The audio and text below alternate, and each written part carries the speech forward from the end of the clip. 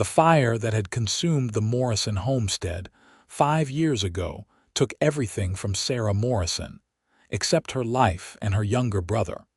Though some days she wondered if survival had been a mercy or a curse. She stood now behind the general store in Hawthorne, Montana, her fingers working through the pile of soiled linens that needed washing, while the afternoon sun beat down mercilessly on the wooden buildings lining the dusty street. The scarring ran from her left temple down across her cheek and jaw, a twisted landscape of pale pink flesh that pulled at her skin whenever she smiled, which she rarely did anymore. At 23 years old, she had learned to keep her head down, her damaged side turned away from curious eyes, and her heart carefully guarded against hope. The door to the back room swung open, and Mrs. Henderson, the store owner's wife, appeared with another basket of laundry. The older woman's expression was pinched with disapproval, as it always seemed to be when addressing Sarah. "Make sure you get those stains out properly this time," Mrs. Henderson said sharply. "Last week's batch came back with spots still on them." Sarah nodded without looking up. "Yes, madam. I will be more careful. See that you are. You are lucky to have this work, considering." The unspoken words hung in the air like the dust motes dancing in the sunlight.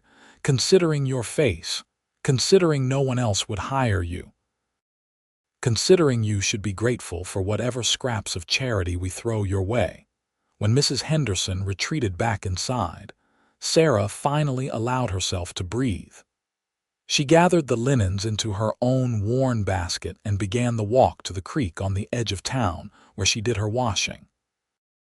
The route took her past the main street, and she kept her scarred side angled away from the buildings, her bonnet pulled low. Even so, she felt the familiar weight of stairs, heard the whispers that followed in her wake. The creek was mercifully empty when she arrived. Sarah set down her basket and knelt at the water's edge, beginning the methodical work of scrubbing and rinsing. The physical labor was almost soothing in its repetitiveness. Here, alone with the sound of flowing water and birdsong, she could almost forget the way children pointed at her in the street, the way young men quickly averted their eyes, the way mothers pulled their daughters closer as if misfortune might be contagious. She was so absorbed in her work that she did not hear the horse approaching until it was nearly upon her. Sarah jerked her head up, instinctively turning her unmarked right side toward the rider, then froze when she saw him. The man sat astride a dusty chestnut mare, his hat pushed back to reveal dark hair and eyes the color of storm clouds. He was perhaps 26 or 27, with the lean, weathered look of someone who spent his days under the open sky. His clothes marked him as a cowboy, well-worn but clean, and a bandana hung loose around his neck. "Afternoon, madam," he said, touching the brim of his hat. "Did not mean to startle you, just came down to water my horse." Sarah kept her face angled away, her heart hammering in her chest. "Of course, I will move my things. No need for that. Creek is big enough for both of us." He dismounted with easy grace and led the mare to the water a respectful distance downstream. Sarah bent back over her washing, acutely aware of his presence, expecting him to mount up and leave any moment. Instead, he spoke again. "You are Sarah Morrison, are not you? I heard you and your brother live in the old Garrett place outside town." She stiffened. "Yes. I am Daniel O'Brien, just hired on at the Triple R Ranch about 5 miles west of here. Pleased to make your acquaintance." Sarah kept scrubbing, her knuckles white against the fabric. "Mr. O'Brien." She could feel him watching her, and shame burned hot in her chest. Just leave, she thought desperately. Just water your horse and go, but Daniel O'Brien seemed in no hurry. He let his mare drink her fill, then moved to sit on a fallen log nearby, pulling out a canteen and taking a long swallow. Sarah's hands began to shake. Why would he not leave? Was he entertaining himself by staring at the scarred woman? Some men found cruel amusement in such things. "Beautiful country out here," he said conversationally. "Different from Texas, where I come from, greener." Despite herself, Sarah responded, "You came all the way from Texas?" "Yes, madam. Been working ranches since I was 15, but I wanted to see new territory." Montana seemed as good a place as any to put down roots. Sarah wrung out a sheet with more force than necessary. "Hawthorne is not much of a town.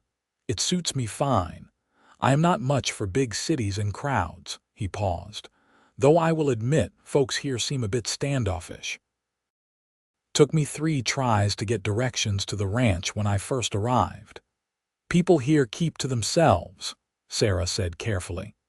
She reached for another garment and felt rather than saw Daniel shift his position. Her breath caught as she realized he had moved closer. "You got quite a lot of washing there. Must be for the general store." "Yes." The word came out clipped. Why would he not stop talking to her? It was torture, this prolonged interaction, waiting for the moment when he would see her face clearly, and his polite friendliness would curdle into pity or disgust. "Honest work," Daniel said. "Nothing wrong with that." Sarah felt something inside her snap. She turned to face him fully, tilting her head up so the scarring was clearly visible in the afternoon light. "I appreciate your politeness, Mr. O'Brien, but you need not continue this pretense. I know what I look like." She expected him to flinch, to look away, to make some excuse and leave.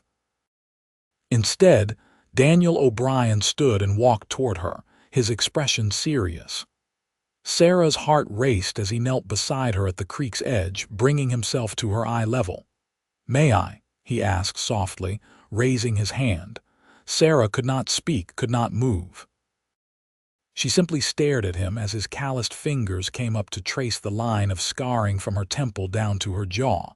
His touch was feather light, reverent even, and his storm-gray eyes never left hers. "You are lovely," he whispered. The words struck Sarah like a physical blow. She jerked backward, scrambling to her feet. "Do not mock me." Daniel stood as well, his hands raised in a placating gesture. "I am not mocking you, Miss Morrison. I meant every word. Then you are either a liar or a fool." Her voice shook with anger and something else, something dangerous that felt like hope. "Look at me. Really look." "I am looking," Daniel said quietly. "I see a woman with pretty eyes the color of summer grass.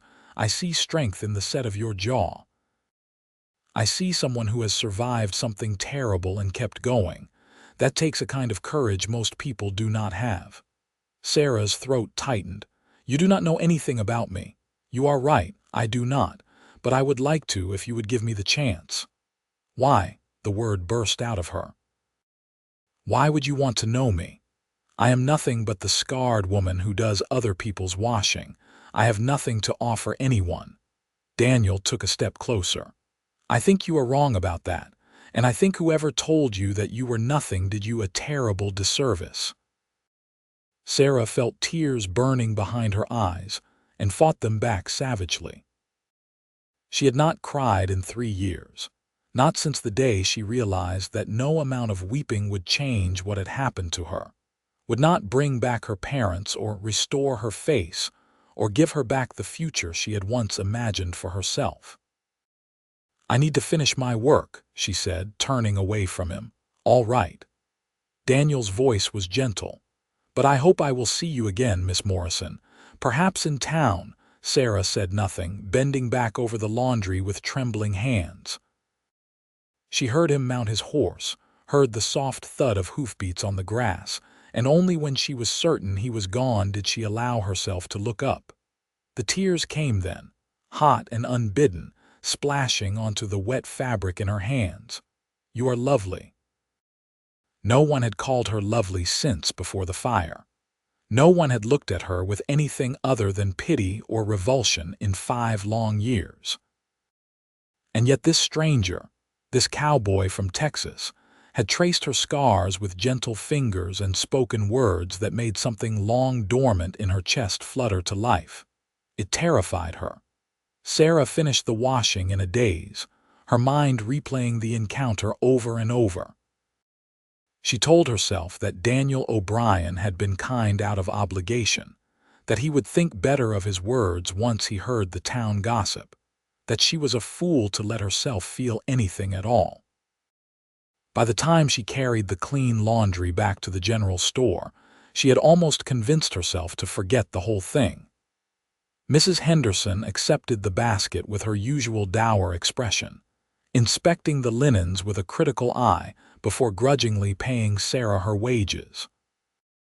"Same time next week," Mrs. Henderson said. "Yes, madam." Sarah pocketed the coins and stepped out into the early evening air. The walk back to the Garrett place, where she and her 15-year-old brother Samuel lived, would take about half an hour. The house was really little more than a shack, but it had a roof that mostly did not leak and a wood stove that kept them from freezing in the winter.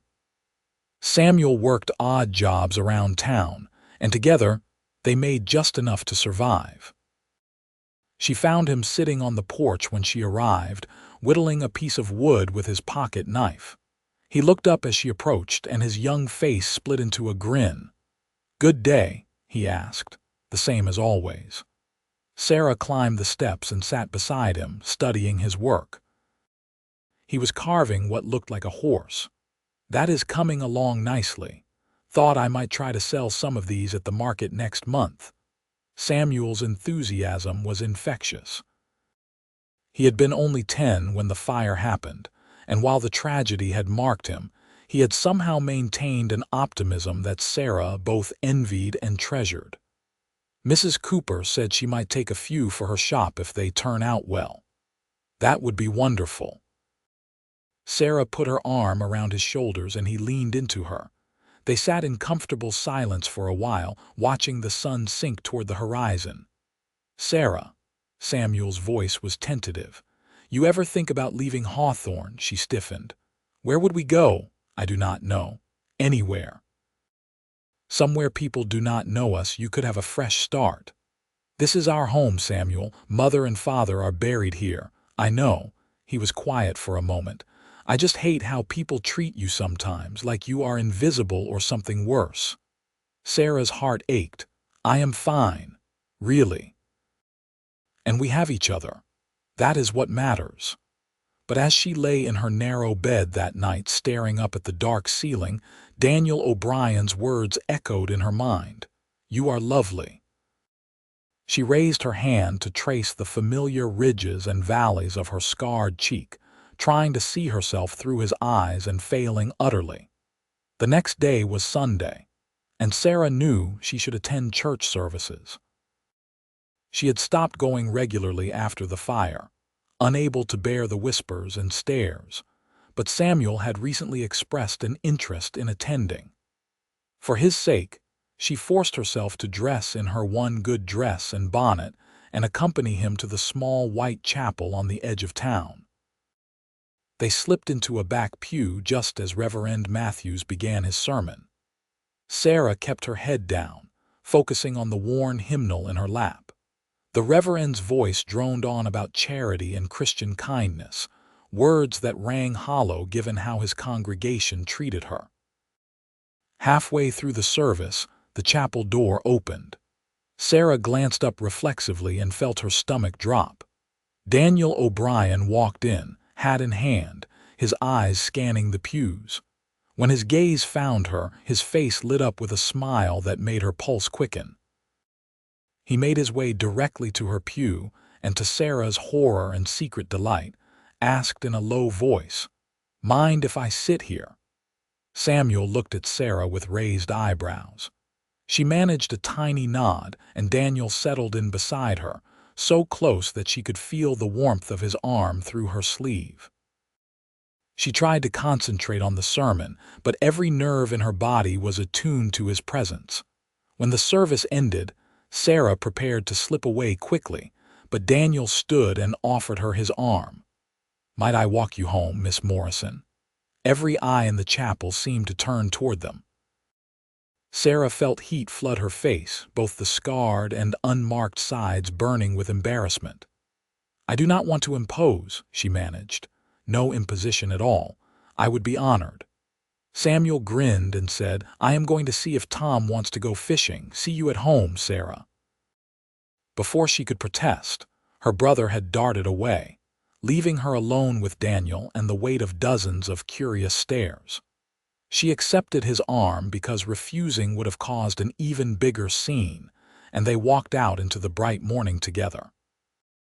"You did not have to do that," Sarah said once they were out of earshot of the church. "Do what? Make a spectacle. People will talk." Daniel looked down at her, his expression puzzled.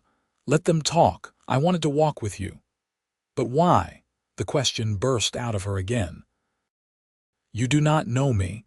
You have no obligation to me." He was quiet for a moment as they walked, the sound of their footsteps loud in the Sunday quiet street.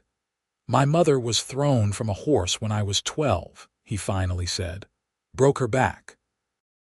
She spent the rest of her life in a wheeled chair, unable to walk. Some people in our town treated her like she was cursed, like her injury made her less than human.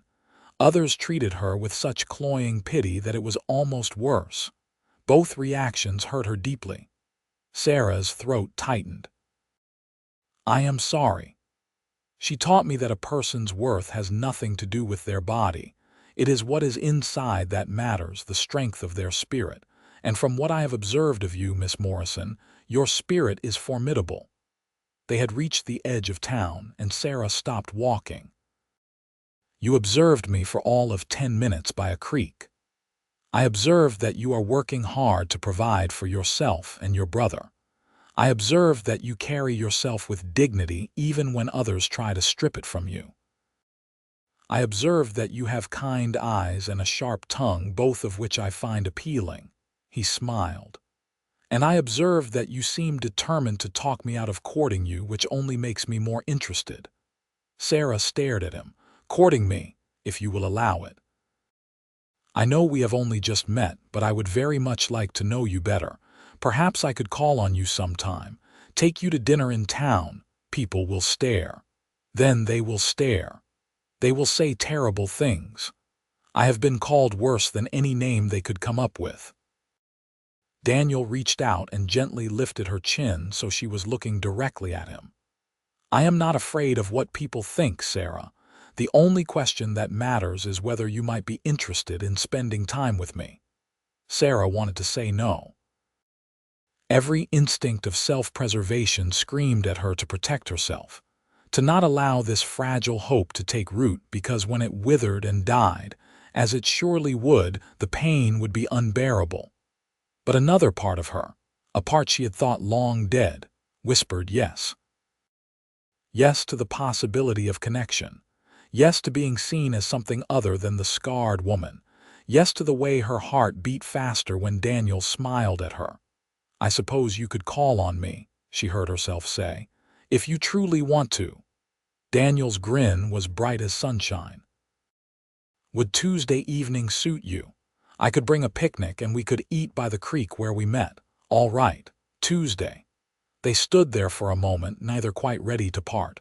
Then Daniel tipped his hat and said, "Until Tuesday then, Miss Morrison." "Sarah," she said impulsively. "You may call me Sarah." "Sarah." He said her name like it was something precious. "I will see you Tuesday, Sarah." She watched him walk away, his long strides eating up the dusty road, and pressed her hand to her chest where her heart was doing strange acrobatic things. This was dangerous. This was foolish. This was everything she had told herself she could never have. She was already counting the hours until Tuesday. The next 2 days passed with agonizing slowness. Sarah went about her usual routine of washing and mending and tending the small vegetable garden behind the house, but her mind was elsewhere. She found herself standing in front of the cracked mirror in her bedroom, studying her reflection with new eyes. Could Daniel really see past the scarring? Or was this all some elaborate prank, and he would fail to show up on Tuesday, leaving her to feel like twice the fool. Samuel noticed her distraction immediately. "You have been different since Sunday," he said Monday evening as they sat down to a simple dinner of beans and cornbread. "Does it have something to do with that cowboy who walked you home?" Sarah felt her cheeks warm. "His name is Daniel O'Brien. He has asked to call on me." Samuel's eyes went wide. "Really? Sarah, that is wonderful. It is one dinner. It does not mean anything. It means someone finally sees what I have been trying to tell you for years. You are not what happened to you. You are so much more than that." Sarah reached across the table and squeezed her brother's hand. "When did you get so wise?" "I had a good teacher." He grinned at her, then sobered. "But Sarah, be careful. I do not want to see you hurt." "I know. I will be." Tuesday dawned clear and warm. Sarah spent the morning working on mending for Mrs. Chen, who ran the boarding house and was one of the few people in town who treated Sarah with genuine kindness. Her fingers flew through the stitches, but her stomach was tied in knots. By late afternoon, she had changed her dress 3 times, finally settling on a simple green cotton that brought out her eyes. She brushed her hair until it shone and pinned it up carefully, leaving a few strands loose to partially obscure the scarring. Then she sat on the porch to wait, her hands folded tightly in her lap. Daniel arrived precisely at 6 o'clock, riding his chestnut mare and carrying a wicker basket. He dismounted and tied the horse to the porch rail, then climbed the steps with that easy, confident grace she was beginning to associate with him. "Good evening, Sarah," he said, and the way he said her name still made something flutter in her chest. "Good evening, Daniel. You look beautiful." She ducked her head. "You do not need to say things like that. I am only speaking the truth." He offered his arm. "Shall we?" They walked to the creek in the golden evening light, making careful small talk about the weather and the ranch where Daniel worked. Sarah was acutely aware of his nearness, the strength in the arm beneath her hand, the way he shortened his naturally long stride to match her pace. At the creek, Daniel spread out a blanket and began unpacking the basket. He had brought fried chicken, fresh bread, cheese, apples, and a jar of lemonade. It was more food than Sarah typically saw in a week, and she tried not to let her hunger show too obviously as they filled their plates. "Tell me about your family," Daniel said as they ate. "You mentioned a brother." "Samuel, he is 15. He is a good boy, smart and kind. He keeps me sane." Sarah smiled thinking of him. "Our parents died in a fire 5 years ago, the same fire that gave me these." She gestured to her scars. Daniel's expression grew serious. "That must have been terrible." It was. "We lost everything except what we were wearing. The whole house burned to the ground in minutes. Father went back in to try to save some of our belongings and never came out. Mother had breathed in too much smoke. She died 3 days later." Sarah's voice was steady, the words worn smooth by repetition. "A burning beam fell on me. I was trapped for several minutes before Samuel managed to pull me out. He saved your life." "Yes, though there were times in the months after when I wished he had not." Sarah looked down at her plate. "I know that sounds terrible. It sounds honest." Daniel reached across the blanket and covered her hand with his. "You have been through something I cannot even imagine. The fact that you are sitting here, that you have built a life for yourself and your brother, that you get up every morning and face a town full of people who do not see you clearly. That is remarkable." Sarah felt tears prick her eyes. "I am not remarkable. I am just doing what I have to do." "That is what makes it remarkable." He squeezed her hand gently. "Tell me something happy. What did you want to be when you were young before the fire?" The question caught her off guard. "I wanted to be a teacher. I loved reading, and I thought it would be wonderful to help children learn. Father used to bring me books from his trips to Helena. I must have read every one of them a dozen times. You still read?" "When I can get books, but they are expensive and the town library is not particularly welcoming to me." Daniel was quiet for a moment, then said, "I have a fair collection of books in my bunkhouse. Nothing fancy, but you would be welcome to borrow any you like." Sarah looked up at him, surprised. "You read?" "When I get the chance. My mother taught me, insisted on it even when my father said it was a waste of time for a ranch hand. She said books could take you places you might never get to go otherwise." He smiled. "I think she was right." They talked as the sun sank lower, painting the sky in shades of orange and pink. Daniel told her about growing up in Texas, about learning to rope and ride before he could properly read, about the endless miles of scrubland, and the particular way the heat shimmered in the distance. Sarah found herself relaxing, laughing at his stories, sharing memories of her own childhood that she had not thought about in years. When full darkness fell, Daniel walked her home by moonlight. At her porch, he took both her hands in his and looked down at her seriously. "I would like to see you again if you will let me." "I would like that too," Sarah admitted. "Sunday after church, we could take a ride out to the canyon. It is supposed to be beautiful. I do not have a horse. You can ride with me. My mare is gentle as a lamb." Sarah knew she should say no. This was moving too fast and she was opening herself up to hurt. But the hope that had taken root in her chest was growing stronger, pushing past years of carefully constructed walls. "All right. Sunday." Daniel's smile was radiant. Then, moving slowly enough that she could pull away if she wanted, he leaned down and pressed a gentle kiss to her forehead, right at the edge of her scarring. "Good night, Sarah." "Good night," she whispered, her hand going to the spot where his lips had been. She stood on the porch and watched him ride away, her heart full of a lightness she had forgotten was possible.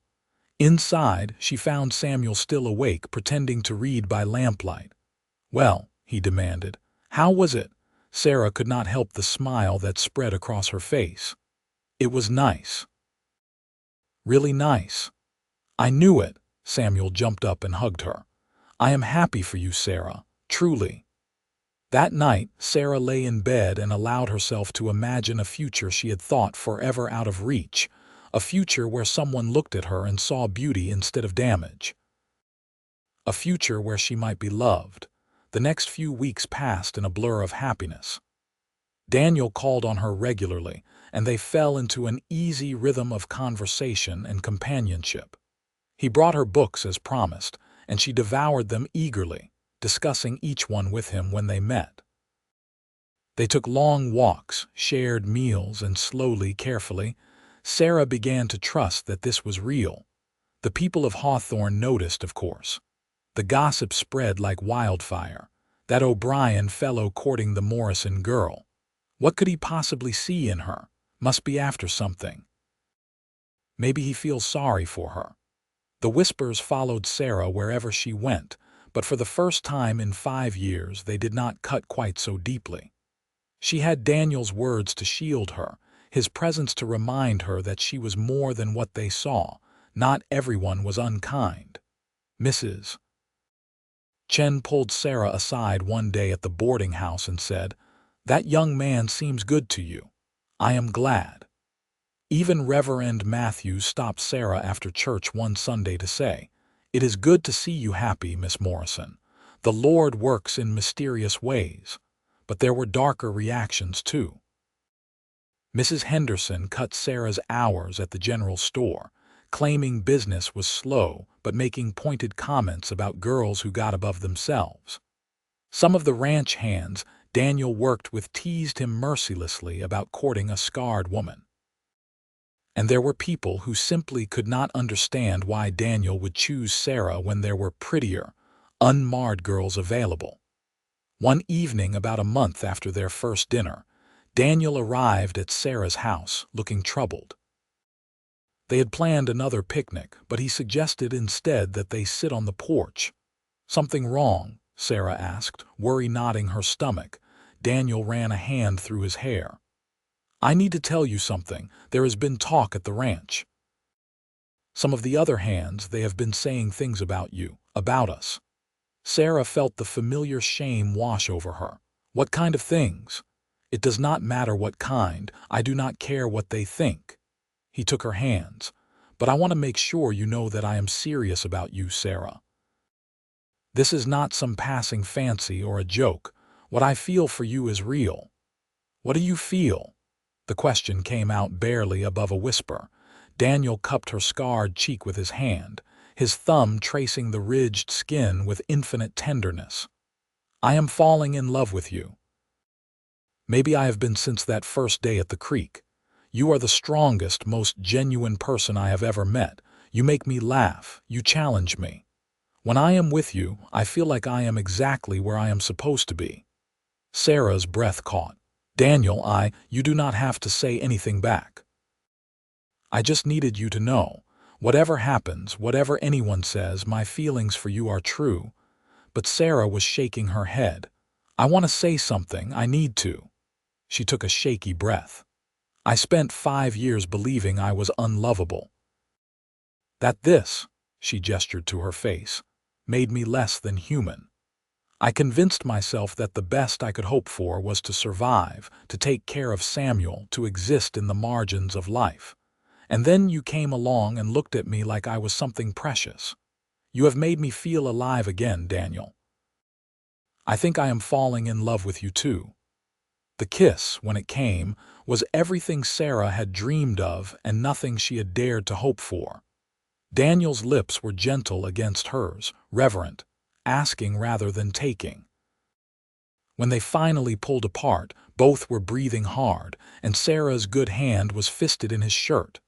Marry me, Daniel said. Sarah laughed, giddy and overwhelmed. We have known each other 6 weeks. I do not care. I know what I want. I want to build a life with you, Sarah Morrison. I want to wake up beside you every morning. I want to give you all the books you could ever read and listen to you talk about them. I want to be the one who reminds you every single day how beautiful and strong and worthy you are. People will talk. They already talk. At least give them something worth talking about. He kissed her again, slower this time. What do you say?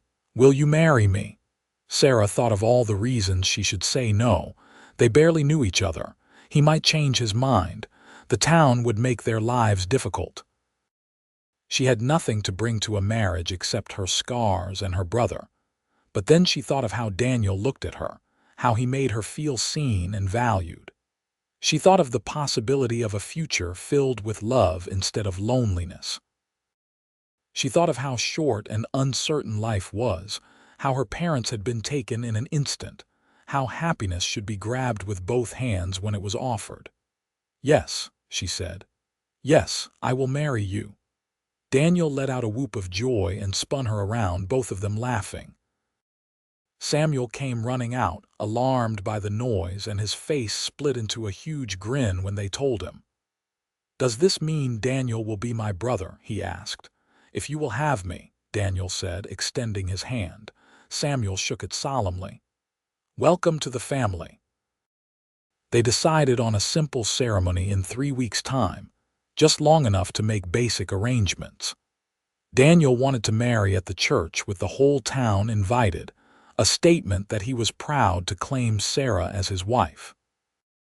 Sarah was terrified of such a public spectacle, but agreed because she could see how important it was to him.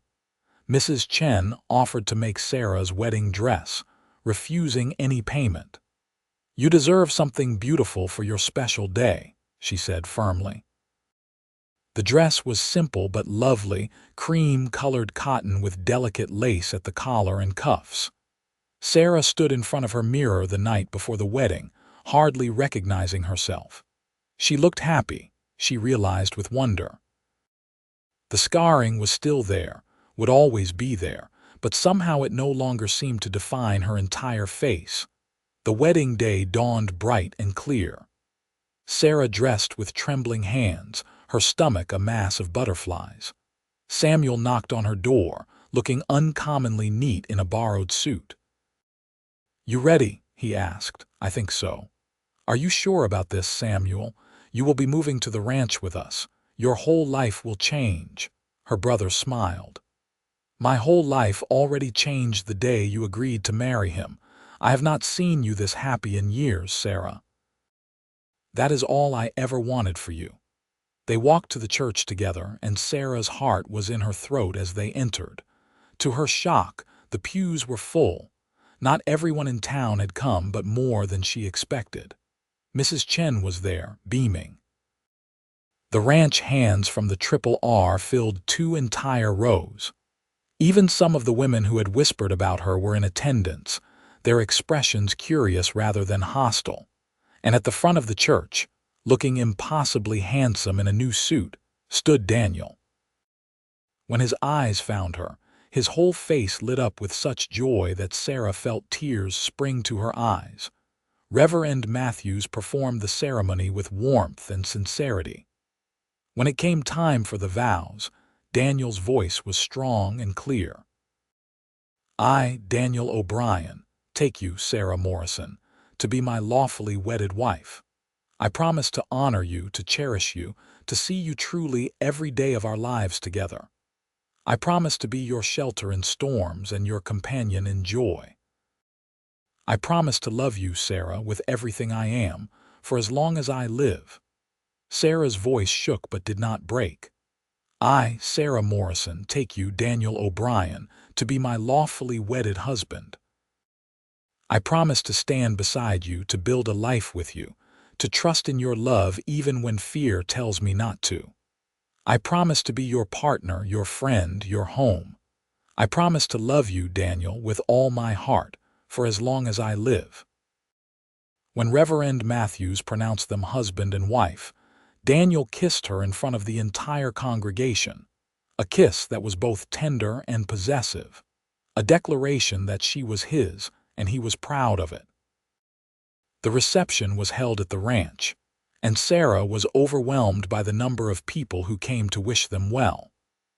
The ranch owner, Mr. Riley, a gruff man in his 60s, pulled Daniel aside and said something that made Daniel grin. Later, Daniel told Sarah that Mr. Riley had offered them a small house on the ranch property, rent-free for the first year.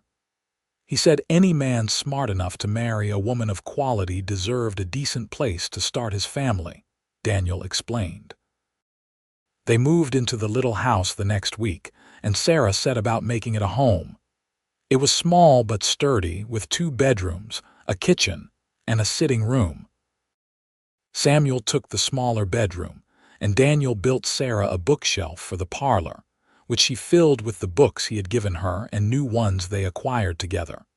Sarah found work taking in sewing from some of the ranch wives, and between her income and Daniel's wages, they were comfortable. More importantly, Sarah was happy. Daniel kept his promises, reminding her daily of her worth, treating her with a tenderness that still sometimes brought tears to her eyes. Their first real fight came 3 months after the wedding. Daniel came home one evening to find Sarah crying over a dress she was mending for Mrs. Henderson. The store owner's wife had brought it by with a litany of complaints and thinly veiled insults about how Sarah was probably too busy playing house to do proper work anymore. "Why do you still work for her?" Daniel demanded. "She treats you terribly." "Because we need the money," Sarah shot back. "We are doing fine. You do not need to accept work from someone who makes you feel small. You do not understand. I need to work. I need to contribute. I cannot just be your charity case wife." Daniel looked like she had slapped him. "Is that what you think you are, charity?" "I do not know." Sarah stood and paced the small room. "Everyone in this town thinks you married me out of pity. Maybe they are right. Sarah Morrison O'Brien, you look at me." Daniel's voice was stern. When she reluctantly met his eyes, he continued, "I married you because I love you, because you are smart and strong and beautiful, and I thank God every day that I was thirsty enough to stop at that creek when I did. Not because I felt sorry for you, never because I felt sorry for you. Then why? Sarah's voice broke. Why me, Daniel? There are a dozen prettier girls who would have had you. He crossed to her and took her face in both his hands, forcing her to look at him. Because pretty is common. But a woman with fire in her soul, a woman who faces each day with courage even when the world is cruel, a woman who loves her brother enough to sacrifice her own happiness for years to care for him. That is rare. That is precious. That is you. Sarah collapsed against him, sobbing, and he held her while years of pain and self-doubt poured out. When she finally quieted, he kissed her forehead and said, "No more working for Mrs. Henderson, please, for me." "All right," Sarah whispered. "No more Mrs. Henderson." True to his word, Daniel made sure Sarah never doubted his love. He left her notes tucked into her sewing basket or between the pages of her books.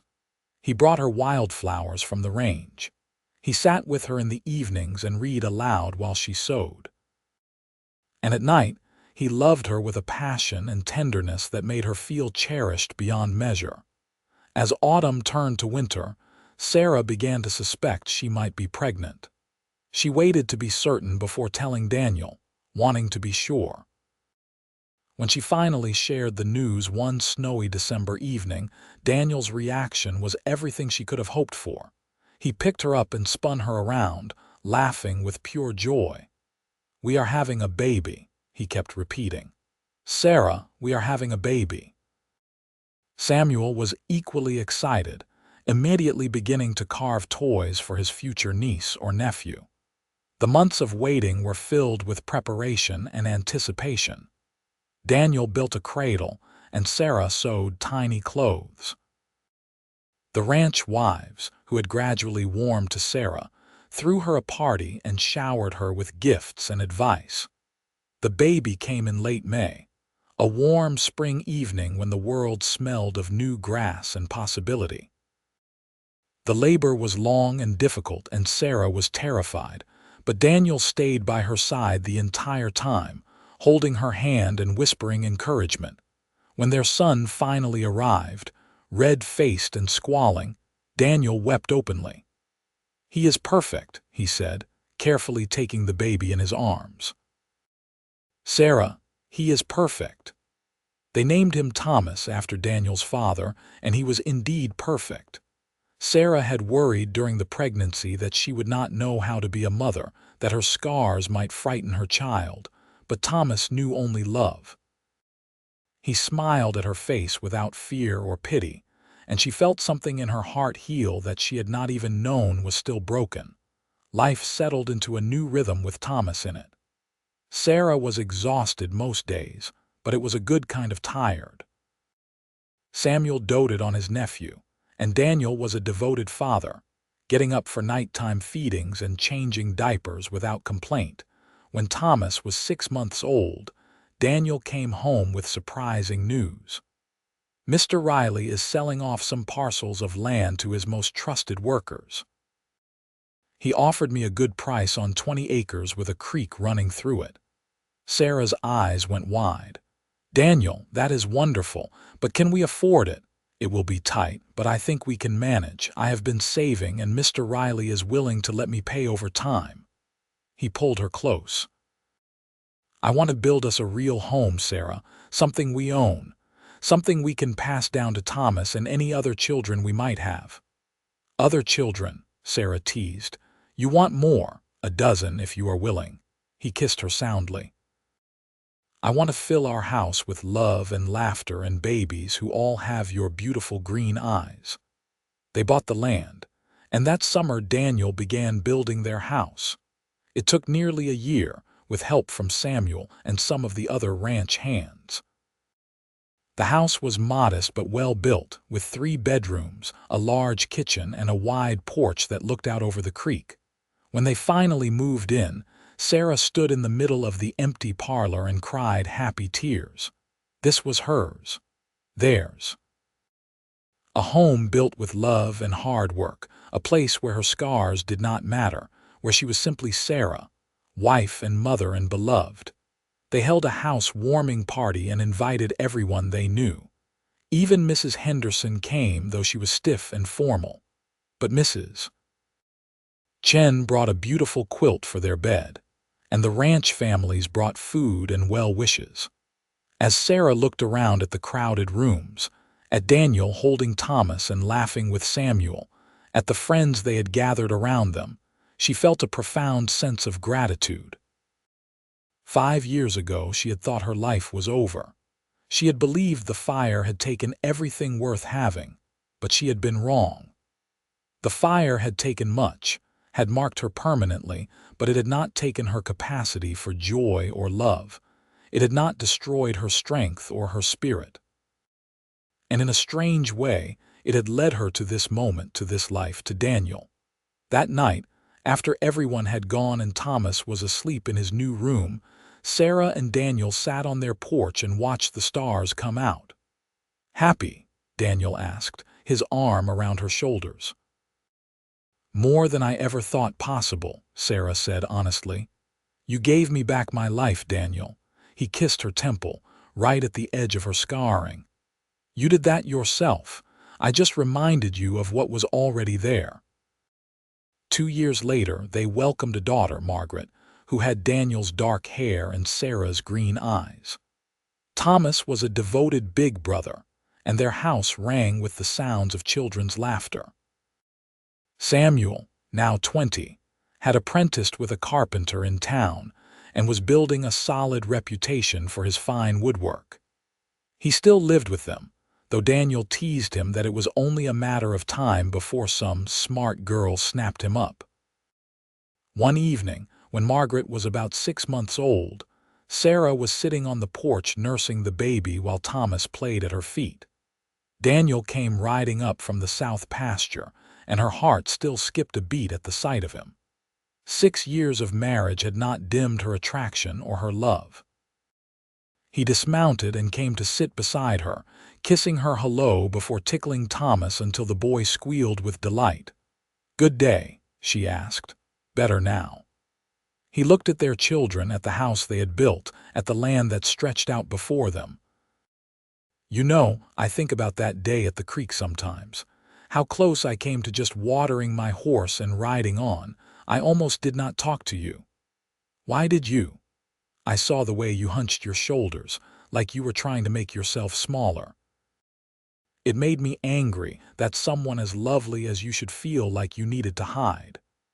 He traced the scarring on her face with one finger, a gesture that had become familiar and beloved. "I am glad I trusted my instincts." "So am I," Sarah said softly. "You remember what you said to me that day. You said you had nothing to offer anyone." Sarah flushed. "I was wrong. You have given me everything, Sarah. A home, a family, a love I never expected to find. You are the best thing that ever happened to me." Their son tugged on Daniel's sleeve. "Papa, can we go fishing after dinner, buddy?" "Go wash up." Thomas ran inside and Daniel took baby Margaret from Sarah's arms, cradling her gently.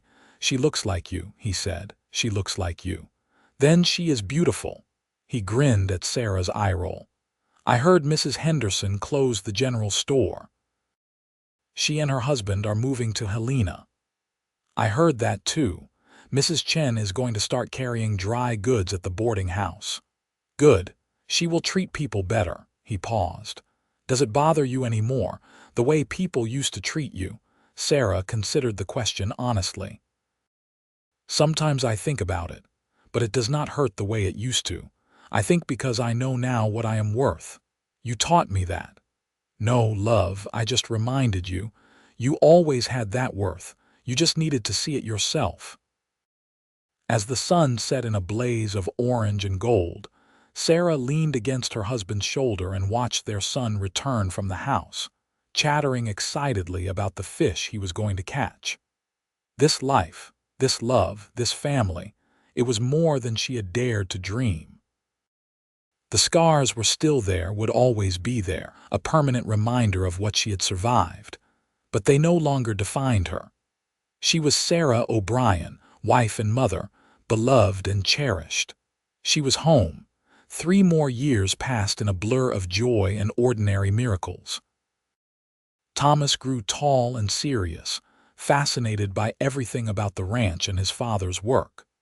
Margaret was a whirlwind of energy, into everything, fearless in a way that both delighted and terrified Sarah. And then came another son, David, born on a cold February morning with a shock of red hair that came from neither parent, but from some distant ancestor's genes. Samuel married a girl named Emily, the daughter of the carpenter he apprenticed with, and built them a house in town with his own hands. He visited the ranch often with his new bride, and Emily and Sarah became fast friends.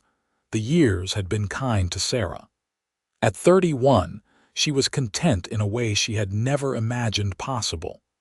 The townspeople of Hawthorne had long since accepted her as Daniel's wife and the mother of his children. Some even sought her out for advice or help, recognizing the quiet strength and wisdom she possessed. One day, a young woman came to their door. She was perhaps 19, and her face bore fresh burn scars down one side of her neck and shoulder. She was trembling, and her eyes held the same haunted look Sarah remembered from her own mirror. "Mrs. O'Brien, my name is Catherine. Mrs. Chen sent me to you. She said you might understand." Sarah invited her in and made tea while Catherine haltingly told her story. A kitchen fire 3 months ago, third-degree burns, a fiancé who had broken off their engagement when he saw the scarring, parents who treated her with pitying embarrassment. "I do not know what to do," Catherine whispered. "I feel like my life is over." Sarah reached across the table and took the girl's hand. "It is not over. I promise you it is not over. It feels that way now, I know, but you are so much more than what happened to you." "How can you say that? Look at me." "I am looking at you. I see a young woman who survived something terrible. I see someone who is still here, still fighting. That takes courage. I do not feel courageous. I feel broken." Sarah stood and turned her scarred side fully toward Catherine. "I got these 11 years ago. For a long time I believed exactly what you believe now, that I was ruined, that no one could ever love me, that the best I could hope for was to survive in the margins. But you have a husband, children.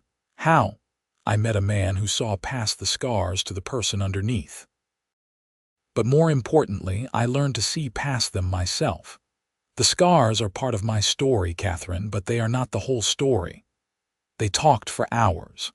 Sarah shared her journey, the painful years after the fire, the slow rebuilding of her life, the miracle of meeting Daniel. When Catherine finally left, she was not healed. Sarah knew that healing took time, but there was a spark of hope in her eyes that had not been there before. Daniel found Sarah on the porch that evening, watching the sunset. "I heard we had a visitor," he said, settling beside her. "A young woman. Recently burned. She needed to talk to someone who understood. You were kind to her." "I was honest with her. I told her what I wished someone had told me back then." Sarah leaned against him. "Is it strange that I am grateful for the fire now? Not for the pain it caused, not for losing my parents, but for how it shaped me, for how it led me here to you." Daniel was quiet for a long moment. "I do not think it is strange. We are all shaped by our trials. The question is whether we let them destroy us or define us in better ways." "You are very wise for a cowboy," he laughed. "I have a wise wife. It rubs off." Their children came tumbling out of the house then, with Thomas carrying David and Margaret running ahead. They piled onto the porch, a tangle of limbs and laughter, and Sarah's heart was full to bursting. "This," she thought, "this is everything." The next few years brought more changes. Samuel and Emily had twin girls, and Samuel joked that he finally understood why Sarah always looked so tired. Mr. Riley passed away peacefully in his sleep, and the ranch was taken over by his son, Jacob, who was fair and good to his workers. Thomas turned 10 and started helping his father with the horses, showing a natural gift for working with animals. On their 10th wedding anniversary, Daniel surprised Sarah with a trip to Helena. It was the first time she had been to a city since before the fire, and she was nervous about the crowds and stares. But Helena was big enough that no one paid her much attention, and she found herself relaxing, enjoying the novelty of shops and restaurants and a real theater. They went to see a play, a comedy that had them both laughing until tears streamed down their faces. Afterward, they walked through the lamplit streets, Daniel's arm around her waist. "Thank you for this," Sarah said. "I needed it. We both did. As much as I love our children, it is nice to remember we are husband and wife too, not just mama and papa."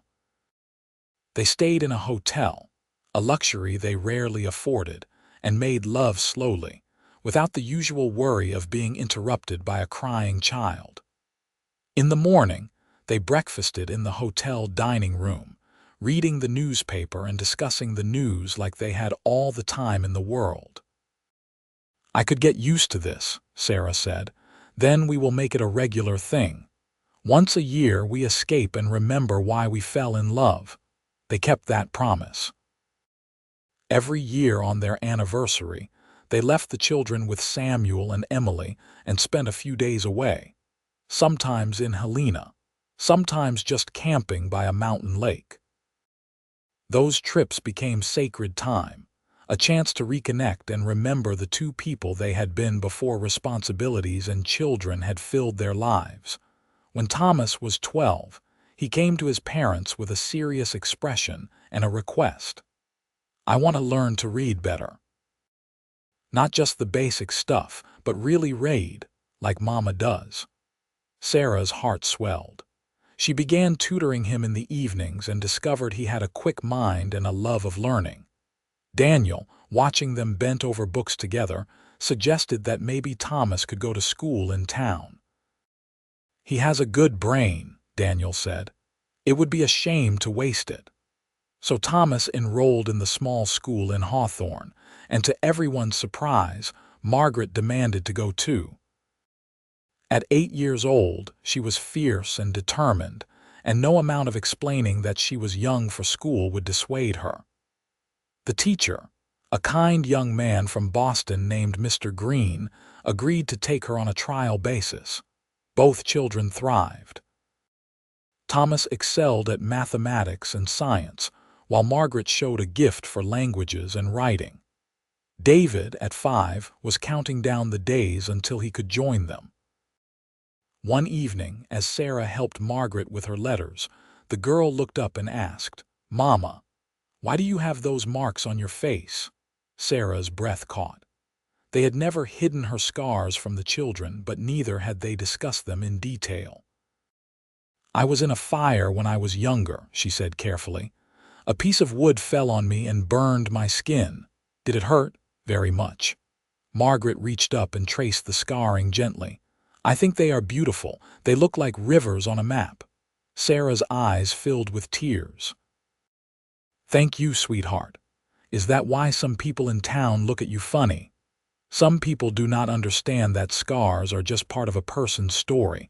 They think the scars are all there is to see." "That is silly," Margaret said firmly. "There is so much more to you than scars. You are the smartest person I know, and you make the best pie, and you always know when I am sad even if I do not say anything." Sarah pulled her daughter into a tight hug. "You are absolutely right. There is always more to a person than what you see on the outside." That conversation stayed with Sarah. Her children had never known her as anything other than their mother, scarred but whole. To them, she was not defined by what had happened to her years ago. She was just Mama, constant and loving and completely herself. It was a powerful lesson. When Sarah was 35, Catherine, the young woman who had come to her for help years earlier, got married to a kind farmer from a neighboring county. She invited Sarah to the wedding, and Sarah went gladly, bringing her whole family.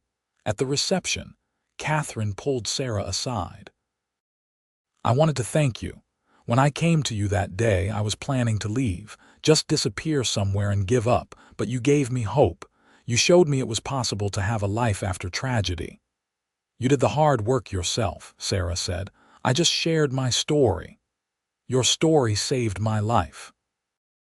Catherine hugged her tightly. I hope you know what a gift that is. As Sarah watched Catherine dance with her new husband, both of them glowing with happiness, she felt a deep sense of purpose. Her pain had not been meaningless. It had equipped her to help others, to offer hope born of hard-won experience. The years continued their steady march. Thomas went away to study at the university in Missoula, the first in their family to pursue higher education. Margaret followed 3 years later, determined to become a teacher like her mother had once dreamed of being. David, showing a gift for working with his hands like his uncle Samuel, apprenticed as a blacksmith. The house grew quiet with the children gone, and Sarah and Daniel found themselves alone together for the first time in years. It was an adjustment, but also a gift. They took long rides together, revisited old haunts, and rediscovered each other without the constant demands of parenthood. Do you miss them? Daniel asked one evening as they sat on the porch, the same porch where they had spent countless evenings over the years. Every day, Sarah admitted, but I am also proud. We raised good people, Daniel, kind, smart, capable people. We did not we? He pulled her close. You know what I think about sometimes. That day at the creek when I almost rode past you, my whole life could have been so different, mine too. Sarah rested her head on his shoulder. I think about the woman I was then, so afraid and convinced she was worthless. I wish I could go back and tell her it would all be okay. More than okay. You tell her every time you help someone like Catherine. Every time you show our children what strength and grace look like. Every time you choose hope over fear. They sat in comfortable silence as the stars emerged overhead. The same stars that had witnessed their first kiss, their wedding vows, the birth of their children, and all the ordinary miracles of their life together. When Thomas finished his studies, he came home not with a city job but with plans to start a veterinary practice in Hawthorne. He had fallen in love with a girl from Missoula, a bright, capable woman named Clara, and they married the summer he turned 23. Margaret did become a teacher, taking a position at the school in Hawthorne where she had once been a student.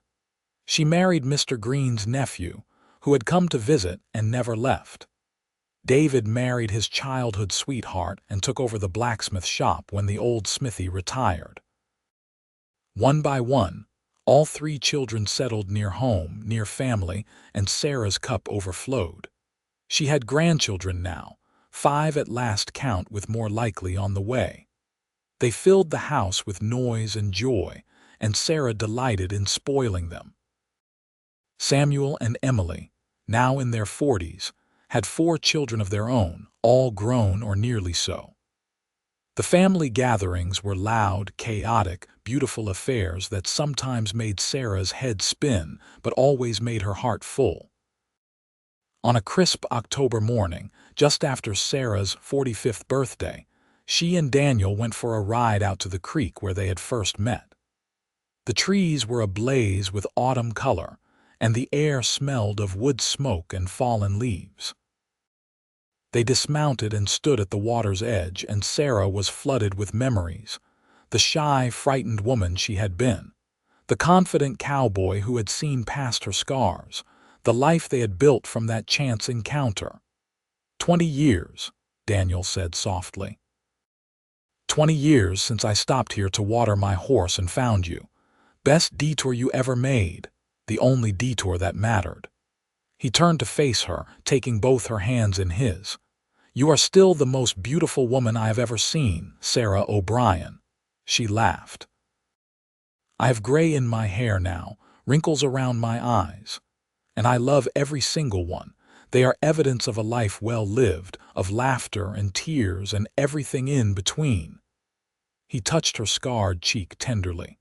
These marks tell a story of survival and strength. But these, he traced the laugh lines around her eyes, these tell a story of joy. I am proud to have been part of giving you those. You gave me everything, Sarah whispered. A life I thought was impossible, children, grandchildren, a home. But most of all, you gave me myself back. You helped me remember who I was beneath the scars. You would have found your way eventually. You are too strong not to. Maybe. But I am glad I did not have to do it alone. They kissed there by the creek. Two middle-aged people who had loved each other through joy and sorrow, through raising children and building a life, through all the ordinary and extraordinary moments that make up a marriage. The kiss was sweet and familiar and still capable of making Sarah's heart race. When they pulled apart, Daniel said, "I have been thinking about something. We have spent 20 years building this life, raising our children, working the ranch. What if we took some time to travel? See some of the country I have been reading about all these years." Sarah's eyes widened. "Really? You would want to do that?" "I would want to do that with you. Thomas can manage the ranch. The children are settled. Why not see the world a little before we are too old to enjoy it?" "Where would we go?" "Wherever you want. We could see the ocean, visit those big cities back east you have read about, take a train to California. Anything you want, Sarah." The idea was terrifying and thrilling in equal measure. For so long, Sarah had kept herself small, had lived within the bounds of what felt safe. But Daniel was right. Their children were grown. They had built a good life. Why not expand their horizons? "Yes," she said. "Yes, let us do it. Let us see the world." They spent the winter planning. Thomas was delighted to take over full management of the ranch, and the other children encouraged their parents enthusiastically. By spring, Sarah and Daniel were ready. Their first destination was San Francisco. The train ride was an adventure in itself, watching the landscape change from the familiar mountains and plains of Montana to the strange, wild beauty of the Pacific coast. Sarah pressed her face to the window like a child, not wanting to miss a moment. San Francisco was overwhelming and wonderful. They stayed in a hotel overlooking the bay and spent their days exploring. Sarah bought books in shops that had entire floors dedicated to literature. They ate at restaurants serving foods Sarah had only read about. They walked hand in hand through Chinatown and along the piers, taking in the sights and sounds of a world utterly different from their own. "I never imagined anything like this," Sarah said one evening as they watched the sun set over the Pacific. "It is something, is not it?" Daniel put his arm around her. "I am glad we are doing this together." From San Francisco, they traveled north to Seattle, then east through Idaho and Wyoming, taking their time, stopping in small towns and big cities alike. Everywhere they went, Sarah was aware of curious glances at her scarred face, but they no longer bothered her. She was too busy experiencing the world to care what strangers thought. They were gone for 6 months, and when they finally returned home, it was with trunks full of souvenirs and hearts full of memories. Their children and grandchildren mobbed them, eager to hear stories of their adventures. That night, in their own bed in their own house, Sarah lay curled against Daniel's side and sighed contentedly. "That was wonderful," she said, "but I am glad to be home." "Me too," Daniel agreed, "though we should do it again sometime. Definitely, but maybe next summer. Right now, I just want to be here, with our family in this place we built." The next few years fell into a comfortable rhythm. Sarah and Daniel took one big trip each year, but spent most of their time at home, surrounded by children and grandchildren. Sarah started writing down her story, thinking that perhaps it might help others who had survived trauma. Margaret encouraged her, even helping her edit the manuscript. When Sarah was 50, her memoir was published by a small press in Helena. It was not a bestseller, but it found its audience. Letters began arriving from women, and some men too, who had been scarred or injured and felt hopeless. Sarah's story gave them hope, showed them that a full life was possible even after tragedy. She answered every letter personally, sharing hard-won wisdom and encouragement. It became a kind of ministry for her, this reaching out to others in pain. Some of her correspondents became friends, and a few even traveled to Hawthorne to meet her in person. One such woman was Anna, who had lost her arm in a factory accident and feared she would never find love or acceptance. She spent a week with Sarah and Daniel, and by the time she left, her shoulders were straighter and her smile more genuine. "You showed me what is possible," Anna said as she hugged Sarah goodbye. "I will never forget that." Daniel watched the wagon carry Anna away, then turned to Sarah with a smile. "You are changing lives, you know. I am just telling my story. Your story changes lives. Never underestimate the power of that." As Sarah moved into her 50s and then her 60s, her hair went fully gray and her body slowed down, but her spirit remained strong. She watched her grandchildren grow, saw two of them marry and start families of their own. Great-grandchildren arrived, and Sarah marveled at the legacy she and Daniel had created. Thomas took his father's place as the most respected rancher in the county. Margaret became head mistress of the school. David's blacksmith shop was known throughout the territory for quality work. All three children were solid, good people who treated others with kindness and raised their own children with love. On their 40th wedding anniversary, the family threw Sarah and Daniel a massive celebration. It seemed like half the county turned out, filling the ranch with music and laughter and food. Sarah, now 63, stood with Daniel and looked out at the crowd of people who had come to honor them. "We did all right, did not we?" she said. Daniel, 66 and still handsome despite the gray in his hair and the lines on his face, kissed her temple. "We did better than all right. We built something that will last long after we are gone. I love you, Daniel O'Brien. Thank you for stopping at that creek. I love you, Sarah O'Brien. Thank you for letting me see you." They danced that night, slowly and carefully, Daniel holding Sarah like she was something precious. Around them, their children and grandchildren and great-grandchildren danced too. 3 generations of love and life stemming from one chance encounter 24 years ago. Sarah looked at her scarred hand in Daniel's and remembered the woman she had been, convinced she was unlovable and damaged beyond repair. She thought of all the years of joy she would have missed if she had let fear win, if she had not allowed herself to hope when a handsome cowboy had traced her face and called her lovely. The scars were still there, would always be there. But they were just one part of her story, not the whole story. She was Sarah Morrison O'Brien, wife and mother and grandmother and great-grandmother, author and friend and helper of those in pain. She was beloved and valued, strong and whole. She was home. Years passed in a gentle progression of seasons. Sarah and Daniel grew old together with grace, their love deepening and mellowing like fine wine. They took fewer trips as their bodies slowed, but they still sat on their porch every evening, watching the sunset and talking about everything and nothing. Samuel passed away peacefully at 72, with Emily and all his children around him. Sarah grieved her baby brother deeply, but found comfort in knowing he had lived a full, happy life.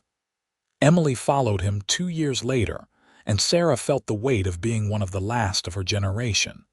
But she was surrounded by life and love. Her children were in their 50s now, grandparents themselves. The family had grown so large that gathering everyone together required extensive planning.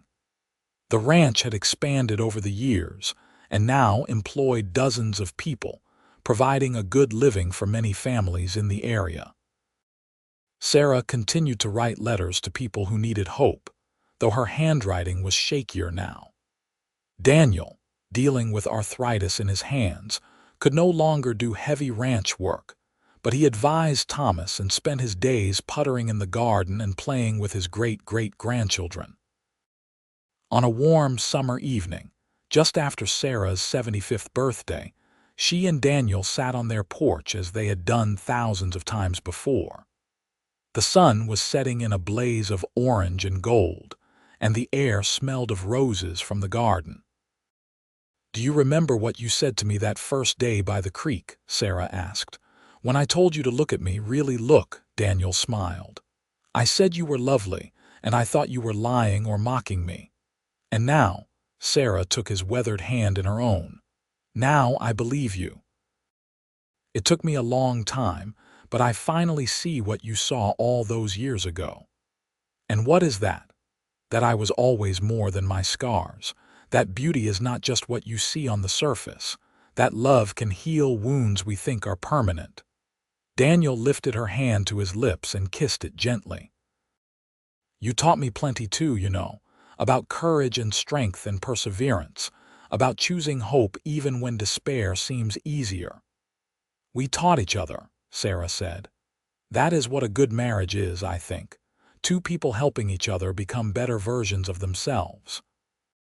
They sat in comfortable silence as the stars emerged, the same stars that had witnessed the entire arc of their love story.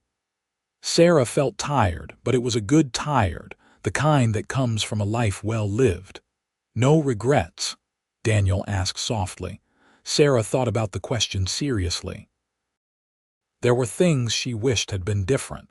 She wished her parents had lived to see their grandchildren. She wished Samuel had lived to be an old man. She wished the fire had never happened, that she carried no scars. But if the fire had not happened, she would not have been at that creek on that particular day. She would not have met Daniel. She would not have these children, these grandchildren, this life full of love and meaning. "No regrets," she said firmly. "Every scar, every tear, every moment of pain led me here to you, to this. I would not change any of it." "Good," Daniel said. "Neither would I." They went inside as full darkness fell, and Daniel helped Sarah up the stairs to their bedroom, both of them moving slowly but surely. They had made this climb together for decades, and they would continue to make it together for as long as they were able. Sarah died peacefully in her sleep at age 78, with Daniel beside her and their children nearby.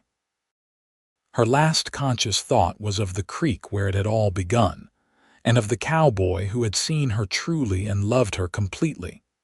Daniel followed her 6 months later, unable to imagine a world without his Sarah in it. They were buried side by side on a hill overlooking the ranch, beneath a spreading oak tree. Their children and grandchildren and great-grandchildren and great-great-grandchildren mourned them deeply, but also celebrated them. The love story of Daniel and Sarah O'Brien became family legend, told and retold to each new generation. The ranch stayed in the family, passed down through Thomas's line. The little house where they had started their life together was preserved, turned into a place where family gathered for reunions and celebrations. Sarah's memoir was reprinted and continued to find new readers, offering hope to those who needed it. Years became decades, and still the story endured. The tale of the scarred woman who expected rejection and the cowboy who traced her face and whispered that she was lovely. It was a story about seeing past surface scars to the person underneath, about choosing hope over despair, about the transformative power of love. But more than anything, it was a story about Sarah Morrison O'Brien, who survived the fire that should have killed her and went on to build a life of meaning, purpose, and joy. Who learned that she was lovely, scars and all.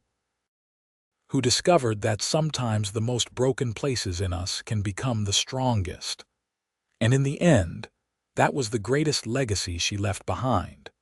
Not the ranch or the grandchildren or even the memoir, though all of those mattered. Her greatest legacy was the lesson she lived every day for more than 50 years. That we are all more than what happens to us. That love can heal the deepest wounds. And that a life marked by tragedy can still become a life marked by triumph. The creek still runs clear and cold through the O'Brien land. And on quiet evenings when the light slants golden through the trees, it is almost possible to imagine a young woman doing her washing there, and a cowboy stopping to water his horse, and a love story beginning that would echo through generations. It was a good life, that life they built together. A very good life indeed.